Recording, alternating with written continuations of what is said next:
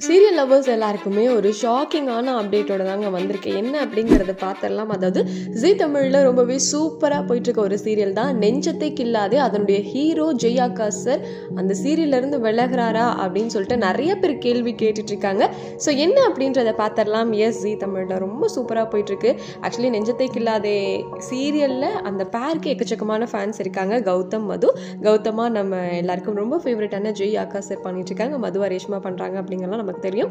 So இப்படி இருக்கும்போது கொஞ்ச நாளாகவே ஃபியூ எபிசோட்ஸ்லாம் பார்க்கும்போதே நம்ம கௌதமே வரமாட்டாங்களே, என்னதான் ஆச்சு, ஜெய் ஆகாஷ் சார் ஏன் வரலை, ஃபேஸ் தெரியாத மாதிரி சீன்ஸ் எல்லாம் கொண்டு போகிறாங்க, ஒருவேளை அவர் குவிட் பண்ணிட்டாரா அப்படின்னு சொல்லிட்டு நிறைய ஜெய் ஆகாஷ் சார் ஃபேன்ஸ் ஆகட்டும், நார்மல் ஆடியன்ஸ் எல்லாருமே கேட்டுகிட்டே இருக்காங்க.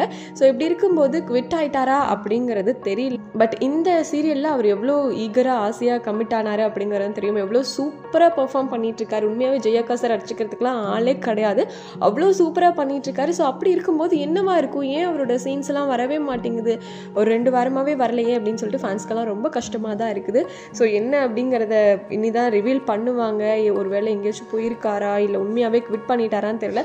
குவிட் பண்ணிட்டாரா அப்படின்னா கண்டிப்பாக ஜெய் ஆகாஷ் சார் ரீப்ளேஸ் பண்ணுறதுங்கிறது ரொம்பவே ஒரு கஷ்டமான விஷயம் தான். அவ்வளோ சூப்பராக அந்த ரோலுக்கு ஆப்ட் ஆகிட்டாரு. ஸோ வெயிட் பண்ணி பார்க்கலாம். அதுவும் இல்லாமல் ரொம்ப நாள் கழிச்சு ஒரு சூப்பரான ஒரு கம்பேக் கொடுத்துருந்தாரு. ஸோ இதை பற்றி நீங்கள் என்ன நினைக்கிறீங்க? நெஞ்சத்தை கில்லாதே சீரியலில் ஜெய் ஆகாஷ் சார் குவிட் பண்ணிட்டாருன்னா எப்படி இருக்கும், நீங்கள் பார்ப்பீங்களா அப்படிங்கிறதெல்லாம் கமெண்ட்டில் சொல்லுங்கள்.